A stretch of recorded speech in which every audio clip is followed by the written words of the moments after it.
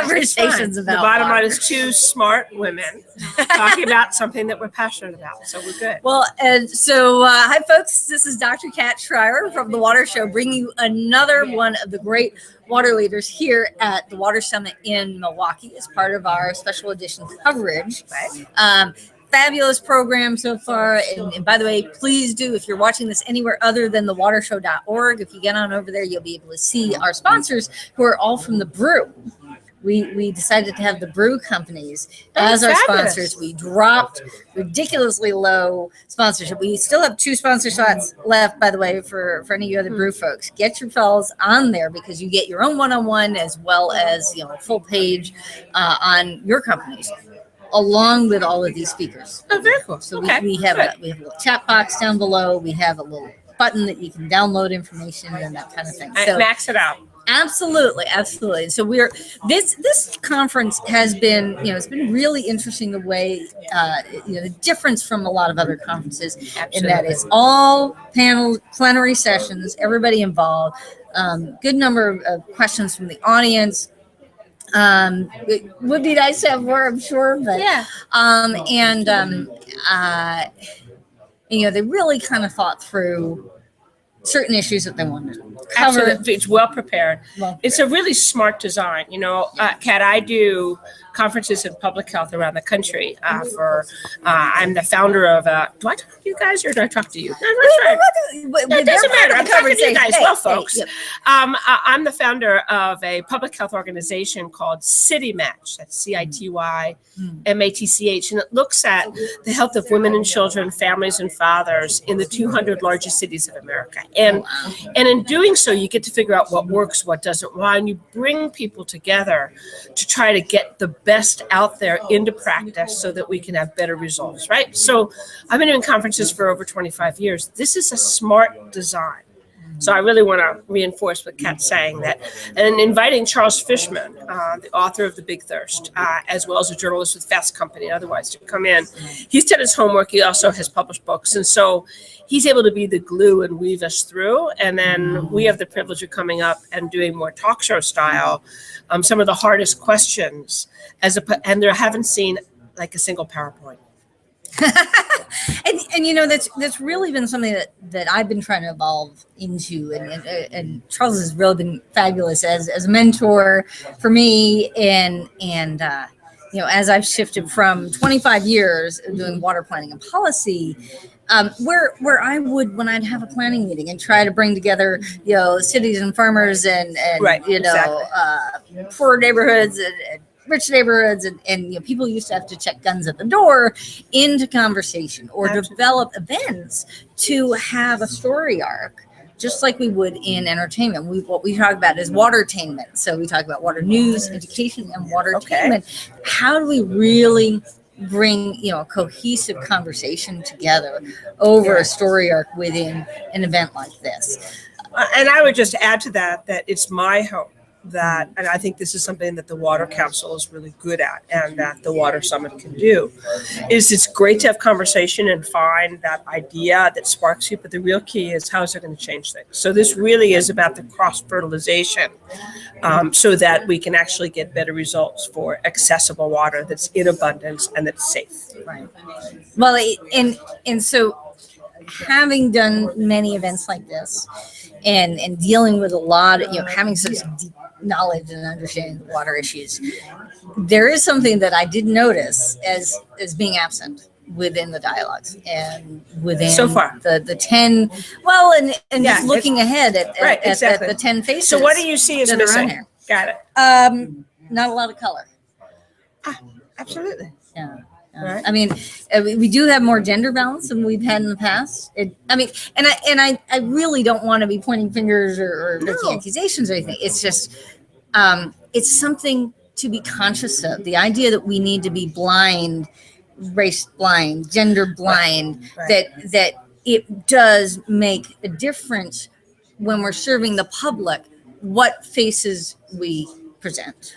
I couldn't agree with you more. I think that, being a public health practitioner, scientist, educator, advocate, partner, as I talked about in my time with my panel this morning on health, public health has four things that makes it public health. And the last one is that public health is explicitly about social and environmental justice. And you cannot get to the arc of justice, particularly environmental justice, of which water is an essential part, without addressing the underlying upstream social and environmental determinants of health. And so with that, and here we are in what has been called the most hyper-segregated city in America.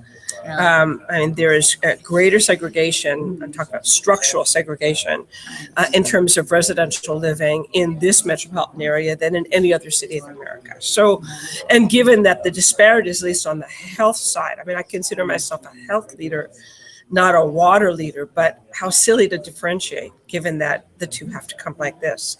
Either way, we know that to not speak truth to power around the underlying issues of equity and justice, including racial equity, and how that manifests, is a missing piece. That said, this is an industry meeting, and it's an industry-driven meeting in partnership with public sector. And I've come to truly believe that we start where we are.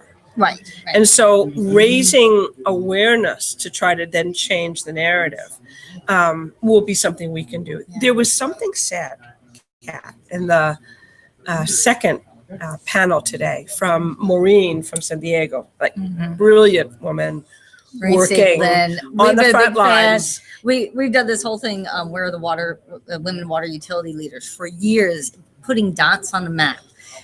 Back when people couldn't name, one of my first big interviews with Pat Mulroy from Las Vegas, and we talked about her history as one of the first women to lead a major water utility, perhaps the first. Right. And we tried to name other women water utility leaders, and came up maybe half a dozen. And we started this quest, and now we've got the country's covered. There's so much progress, and it's something to celebrate, not to ignore. And so I think that one of the points that the water utility leader from San Diego said is very much what's often said in the public health world, that a third to a half of all current public health practitioners are nearing or at retirement. So what's the next generation of professionals and leaders in the field? And if we've pipelined correctly, probably not a great metaphor here, if we've waterlined correctly, then we've got the flow of another set of leaders. And so I'm really excited when I look around as the founding dean of the first public health school here in Wisconsin, and knowing that the diversity of our students is right there, most of them from Milwaukee, and they will work side by side with water leaders for the next generation, and that will inspire me. So the fact that today is predominantly, overwhelmingly a white audience, I say that that's the current status. The real question is here. Because in this meeting last week, I was at the One Water Summit, which is innovative folks from water, wastewater, public and private, exactly, all over the country. And it happened to be in Atlanta, cradle of the civil rights movement, with a Black mayor, with so much Black leadership. And, and it wasn't just that, but there were so many of the panels were focusing on race, equity, affordability, and it was acknowledged. It's not to say that we're pointing fingers or anything. It's just that the consciousness needs to be of where does that come into play in the delivery of water technology, of water finance. Yes, money knows no race. Yes, technology, molecules know no race. And yet, when it comes to delivering within the public, if we're trying to shy away from racial discussions because they're difficult conversations. I don't think that folks are shied away. I just think it's just not necessarily the leading edge, and which is ironic because in my public health world here, you cannot have a conversation appropriately without bringing up health equity, because it's public health, health equity, And you can't get at health equity unless you get to racial equity. So the issues of color are not always on the front end of the designers. And I think one of the lessons that we can learn, and I think you've been provocative, I've tried to ask hard questions so far, is to then shift the consciousness and says, where do we bring in essentially the social factors, the underlying upstream determinants in water systems, the same way that we've shifted that upstream determinant around health. You cannot go to a health meeting now without hearing about health equity or about upstream determinants. It has become from a movement of raising that consciousness. I'm not sure that the water folks have been there yet, but maybe if water and public health come together, it'll be one of the ways that we can find greater strength together. And so I'm optimistic about it. Yeah, I think it will be a benefit. And, we're getting ready to go to one of the 2 largest meetings on water in the country next week in Chicago. It's the American Water Works Association annual conference and exposition. I have been there every year, I think, since the 90s. And usually when the women's session comes up, well, it's just a networking session.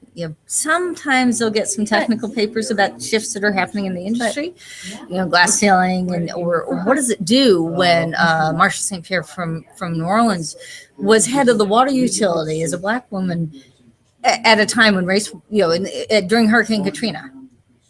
That matters. That it matters to see. It's not just about the lower income. It's about leadership and being able to present a face that looks like the population being served, especially during times of resilience, especially during times of crisis.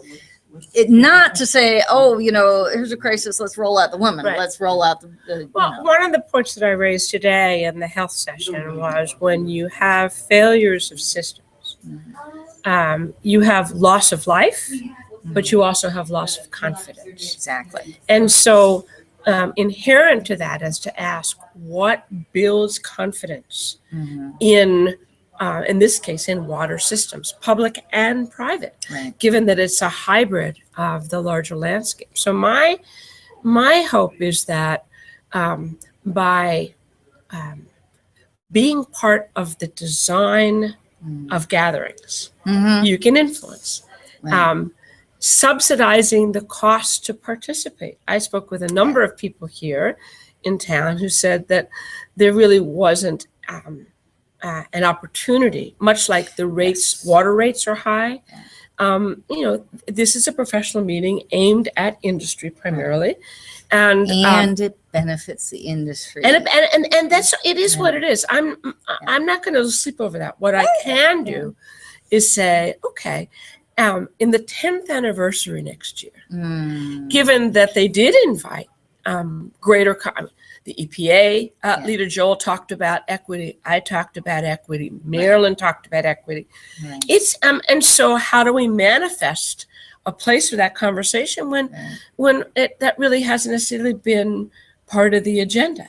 So it really determines who gets to set the agenda, and I think we have a way. It's an evolving organization. Exactly. These things happen over time. Absolutely. And just kind of clarify where I came from. Part of why I got a little impassioned.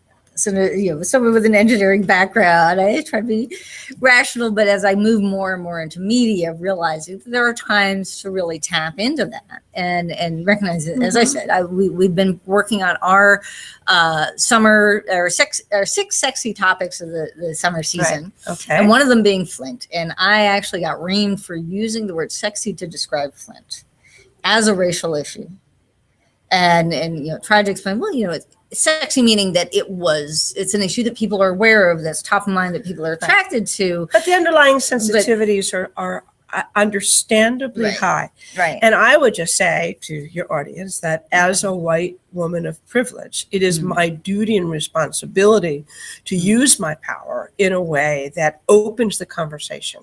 And so I believe that you're trying to do that as well. And also even more than that, I mean, the fact that I grew up in North Jersey, Montclair, shortly after race riots had rocked the region, and attended one of the first magnet schools in the country, probably about 80% Black.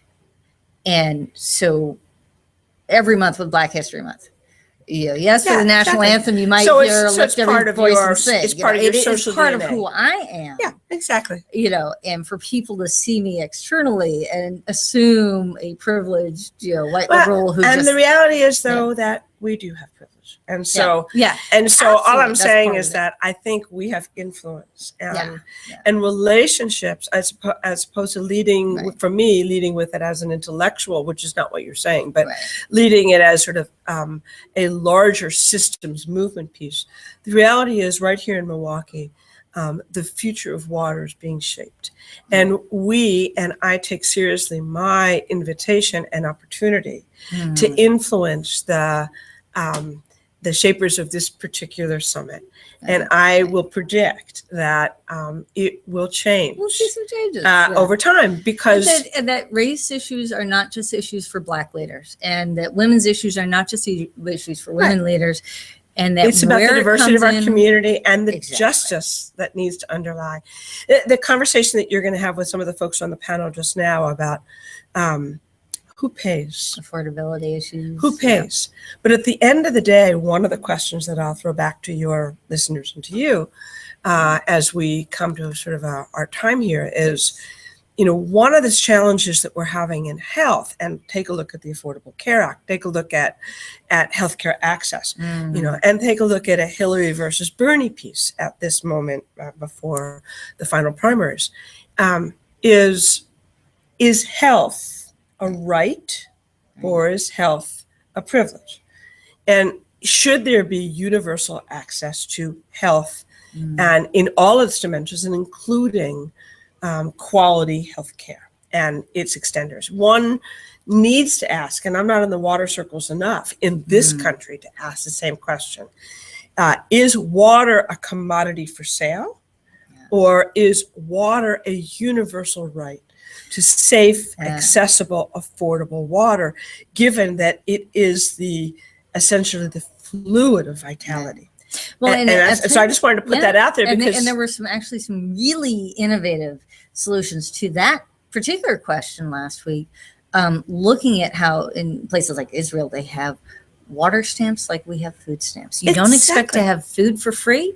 You still, the producers of food are still compensated. Right, but there are vouchers, or there are subsidies. There are ways of leveling the playing field of access, and that. So I'm not looking at full public sector takeover of all water, but I do think the question is to focus on the end, not the means. And at the end, everyone, like we say in public health, everyone, every day, everywhere, should have two things: equal access, equal chances is what I call it, and fullest choices to be healthy and well, and to live long and healthy from generation to generation. So I could just substitute the word water for health.